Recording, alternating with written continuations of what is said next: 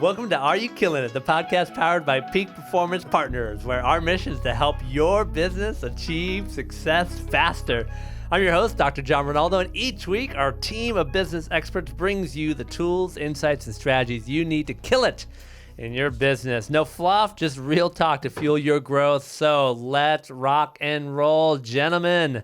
Welcome back. How are you? We're great. Feeling. Yeah, Yes. there you Let's go. do it. Let's go. You guys are still a little feisty. I love it, though. God, dude. I love recording days. You know what I mean? Feisty makes for fun episodes. So I'm joined here by the three owners and operators and everything else of Peak Performance Partners. I got Patrick Stewart to my right, and I got Ricky Navarre and Kevin Hernandez across from me. So welcome back, guys, to another episode of Are You Killing It? Today, we're going to talk about blind spots. I just noticed you're all wearing glasses but me. So you guys have blind spots in your vision here? Is that why you're wearing No evil. Yeah? So I just, weird observation. Okay, blind spots in business. What you don't know can hurt you. Patrick, how do you feel about that statement? What you don't know can hurt you. Do you believe that? I think most of the time it does hurt you. Uh-huh. Yeah. Those are and they're expensive. A lot of times they're very expensive lessons. So not only And do most they hurt people you don't believe they have financially. blind spots, right? Oh. It's like, Well, so let's kind of delve into that, right? So you guys work with a lot of businesses, and part of your roles as coaches and consultants is to kind of come in there and really assess some businesses and figure out what's really rocking and rolling and what's not rocking and rolling. So let's start real quickly, high level. Has there been a time when you've walked into an organization that you're coaching or working with that you didn't discover any blind spots with them? Was there a time you did not Never. go? Never. You've always found a Never. blind spot. Always. Patrick, based on that comment, what do you think are just some of the common blind spots you see, statistically speaking? Well, number one blind spot is the owner doesn't fully know the entire business, and I would say financials is probably the key blind spot that we see, where business owners they have a good sense, and I they usually have like some metrics that they're looking at. They're definitely looking at the bank account, but when you pull the curtain out and you say, okay, let's look at your financials and show me some of the metrics and show me some of the percentages. They don't have it set up right, and they're not really running it based on true financial data.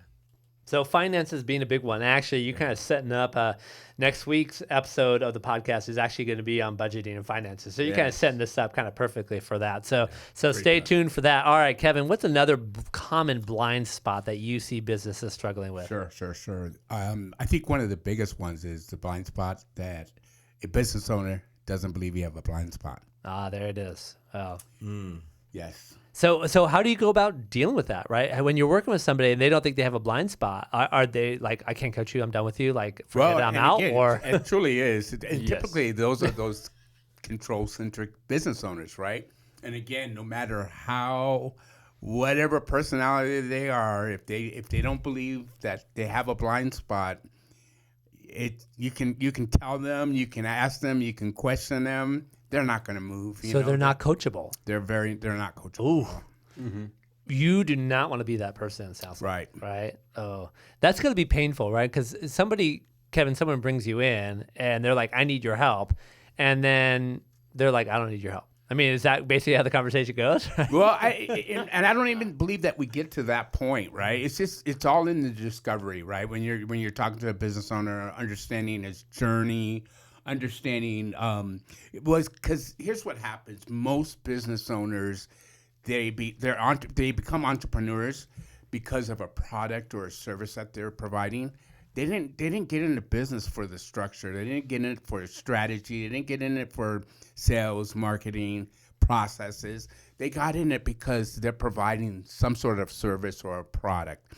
And that there in itself, it creates a blind spot because, again, to Patrick's point, finances. I mean, if you don't know your finances, you can't make a great business decision if you don't know how to read your finances. I think you mentioned something really interesting. You talked about discovery process. I think that's one of the beautiful things that Peak Performance Partner does, just to kind of pat you all on the back, is that you don't kind of come in with any pre-sold formula of kind of what needs to be done. Yeah, you probably know finances is going to be something you need to talk about, based statistically speaking, because you know that. But you're exactly what you said. You guys are spending time really discovering where are they strong and where are they weak, and how to really move them forward. Yeah, and really to open them up, we come in and we're just curious, right? Naturally curious about why they got in business. What are they doing? How they're enjoying what they're doing, right? And truly, what do they have in place, to help them be successful? All right, so Ricky, I'm going to turn it to you again. What's another blind spot? So we mentioned finance. We mentioned they think they don't have a blind spot. What's maybe one more that you're encountering quite a bit? People. People who need people. People who need people. Yeah, Barbara Streisand, funny girl. Anybody? Okay, good. Continue, please. So, No, again, leadership succession, leadership development plans. leadership development. The blind spots around leveraging and training up your people so that they can take on more responsibility, so you can buy your time back and then start to create the hierarchy, right? And grow and scale your company. So I think it's just around people, because they're just going and then they end up hiring by default rather than intentionally. And there's just so much around people. I think people is one of them. So people development, talent development, hiring processes, HR, some of those types of things are some of the issues that we need to kind of take a look at. Yeah. All right, I love that. So, okay, so Kevin, you kind of nailed this a little bit, but I want to kind of come back to this. So how can leaders identify a blind spot when, by definition, they can't see them? Right? Yeah. There it is. I mean, maybe that's the biggest question. So how can someone who's listening and watching this right now go like, oh yeah, that's my blind spot? Yeah.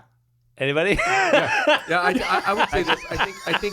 I think it's looking for some symptoms, right? So you're going to identify that you have a problem by the symptoms that are coming out. So if you have a high turnover, or you're frustrated with your direct reports, and you feel like, man, this guy just doesn't, or this lady doesn't do what I'm asking him to do, or they never, I'm so frustrated with this employee or this set of employees. You know what, I'm having a tough time making payroll on the finance side, or if it's, the technology, or you're seeing you're underperforming where some of your competitors are overperforming, or you're not getting the jobs that, other competitors are getting, and you're being outbid. All of a sudden, there's typically those symptoms are just showing you that, you have something at the core that you don't know. And that's a blind spot. So looking for the symptoms, I mean, that's where data comes into play, not just finance, but all sorts of other data that you mentioned. Finding those little things and finding the themes, the things that you see coming over that's going to lead you to some sort of systematic issue or blind spot that's happening. Or what are some other ways that leaders that are listening to this are going to discover their own blind spots? Or are they going to discover their own blind spots? Typically, they're not, but another area is systems and processes. Oh, you stole mine. You stole mine, you son of a gun. Oh, my goodness. Yeah. So break that open, Ricky. What do you mean? What do we mean by that? Huh? Well, systems and processes, do you have them? Do you not have them? Are they documented? Are they repeatable? Are they scalable? Does everybody know what to do and how to do it, right? Or are we still going off a dead man process, right? Hey, every single time we get a sheet of paper, we put 2 staples in it. Why? Because that's how Bob did it. Well, why did Bob do it that way? Right, because that's how Mike did it. Right? How did you do? Because that's how Ricky did it. Right? Where was Ricky? Ricky's dead.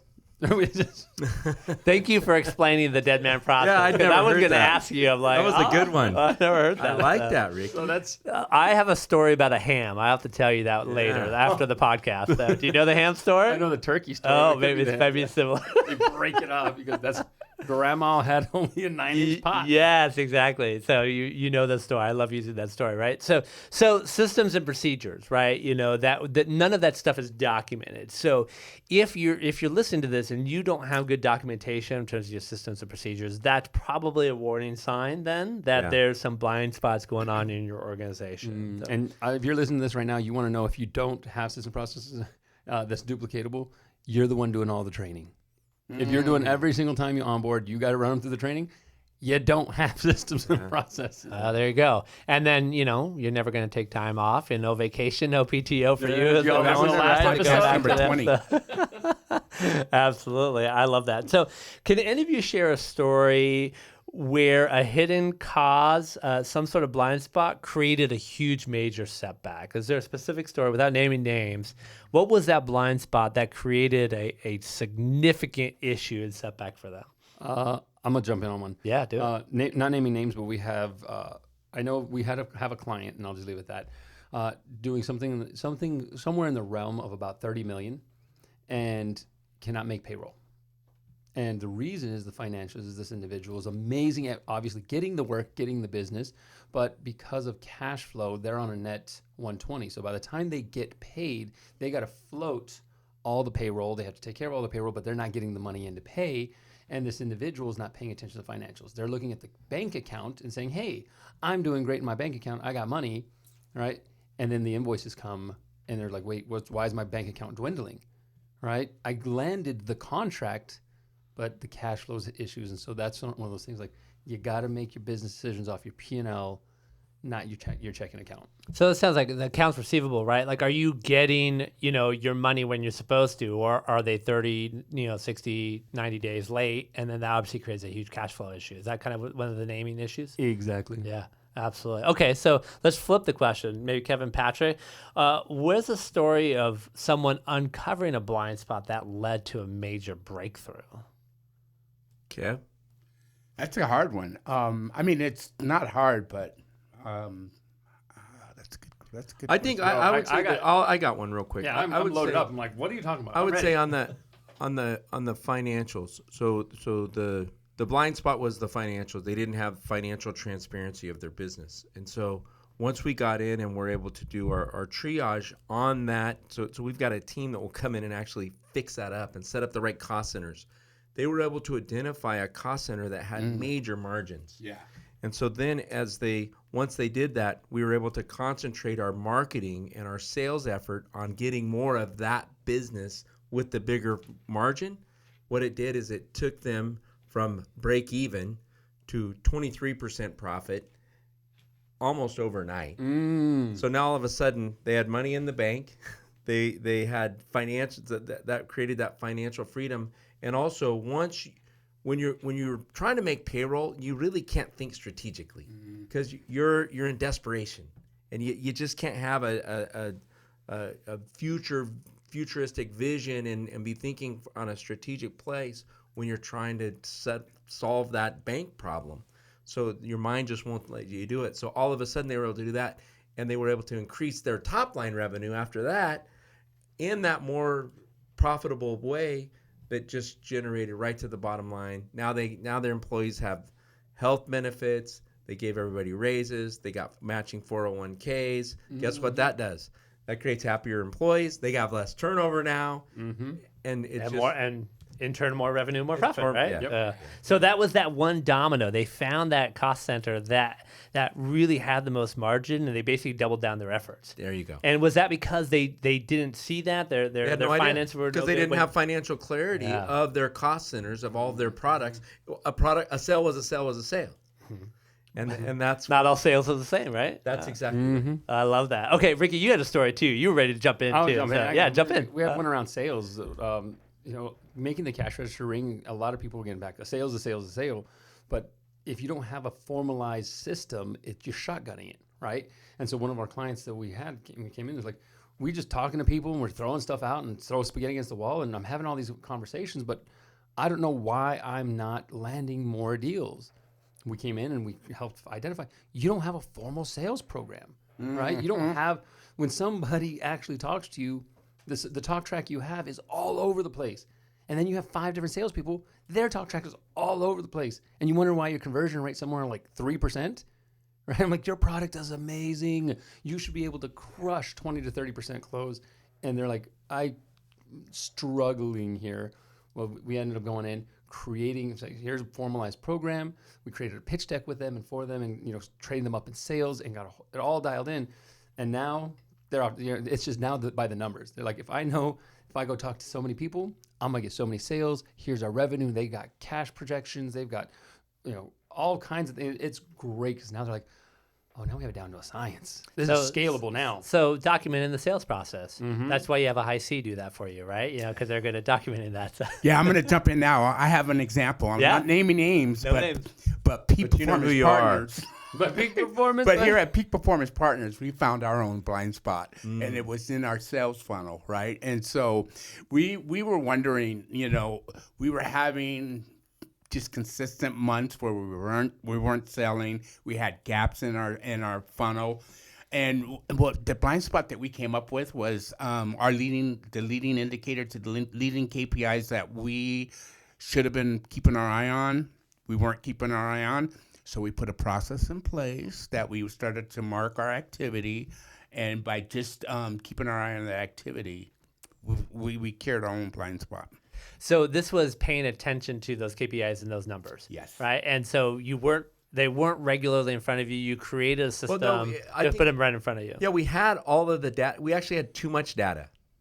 We were analyzing too much data, but when we were able to take it down to really two numbers, once we discovered those were the the two numbers. The cost center with the greatest margin, right? I mean, ultimately, that's it. you did Yeah, save yeah, that. I mean, it really was. thing. It was. You know, discoveries and presentations. Once we said if we do presentations, we have clients forever. Okay. But and what it takes to get to a client to a presentation, right? Hey, that's sponsoring a golf tournament. That's getting on phone calls, going out to networking events. So all of that activity that it takes required to get to it, but that one KPI of presentations, right? And we know if we do 2 presentations every week, we're going to get 4 sales a month. 4 sales a month continues to grow our revenues where we need them to be. There it is. So you guys have already begun to answer this, but I would love to kind of have you guys delve in deeper. What practices or systems can leaders put in place to continually uncover and address those blind spots? So you guys already talked about what's that KPI, and now you have a system maybe every Monday morning at 5 a.m. or whatever time you do it, right? You kind of looking at the numbers probably. What are some other things that folks can do? A rhythm of meetings, I would say. Okay, Yeah, a rhythm of meetings. What do you mean by that? Just a regular, like strategic meeting? Or? No, meetings that you're looking at KPIs. Like, again, when we talk about the top of the funnel activity, right? If you've got meetings that you're looking at the funnel, and then you have another meeting where you're looking at the activity, and then you have another meeting where you're evaluating that whole CRM. I think by putting that in place, and again, you can start with multiple meetings and then wind it down to 1 or 2 meetings. But the more that you can evaluate on that with that process, the better the outcomes. And I think those meetings also create better transparency and visibility where you can't hide. Because now all of a Ooh, sudden you're accountability, accountable. right? Yeah. Yeah, and I would say 2 different things. One would be data, right? So you can choose the data you need to look at, but you need to have data so you can analyze, right? Figuring out when things are going in the red, things are in the black, and so that's going to be really important. So, and figure out what data you need to be looking at, Good one, right? Ricky. Is going to be help you uncover blind spots, especially when things are going down the other direction. You're like, oh, where'd that come from? And then number 2, redundancies. Start looking for redundancies. How many times do you have, if you're building something, how many times do you have to touch that product or that part, and how many people and how moving parts, like how do you run that efficiency? And so if there's redundancies, you're like, why do we have to touch this part 5 different times? Yeah. Right? Scan it, pick it up, put it in the cart, go put it in the car, right? Like however you want to look at it. But that's an area I would look at. So obviously there are things that we can do as a business owner, as someone listening to this, can put in place internally. But sometimes there is value to bring somebody from the outside to come take a look at that. And we're not going to be shy about that. Like, our mission is to help your business achieve success faster. And that's something that you all do, right? You guys will come into businesses and kind of make some of that happen. We've got a great product. We've talked about it before, but I think it's important we kind of come back to it. It's called the CBA, Complete Business Analysis. Patrick, do you want to just quickly run through what the CBA is and does, and how it could help someone that was listening to this episode right now? Yeah, and I think that's where, again, how do you uncover a blind spot when by definition you don't know what it is? I think that is the challenge. And so we truly came up with this over the last 4 years, because prior to that, we kept seeing some clients were succeeding faster than others, and we're like, why is that? And it was the ones who could identify blind spots, had an action plan to overcome and strategize to get through those blind spots and uncover them and grow. They were success faster. So we said, all right, how do we do this? How do we find blind spots? So we came up with this assessment, and that's the complete business analysis. And it's kind of like when you take your car in and you get the diagnostic, they plug it in and they go, okay, here's what's wrong. You got your third cylinder's not misfiring, and you got this is wrong and this. We do the same thing for a business. Now, unfortunately, we can't just I think someday we will be able to put a couple, electrodes on some heads and a couple hard drives in the computer, and boom, it'll spit out. But it takes us 30 days. We do a deep dive. What we're going to do is we're going to collect 70 points of data in those 30 days. We put that into our proprietary software that we created. It's AI driven. The reason it's AI, it's going to use stuff like, what is the industry you're in? How many employees do you have? What kind of revenue? What markets are you in? So it will personalize it, and then the 70 other inputs we put in, it creates this gorgeous 46-page report that takes all of the area, and there's 7 areas no matter what industry you're in, you're going to have. You're going to have strategy. You're going to have people. You're going to have marketing. You're going to have sales. You're going to have technology integration. You're going to have development of your personnel, and then you're also going to have the performance, the results.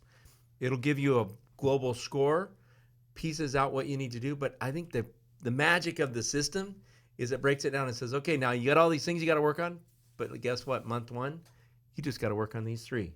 Month 2, these 3. Month 4, and they'll kind of, some of them will build on each other. So like the things you're working on month 4, it's because you did some of the pre-work in month 1 and 2 and 3.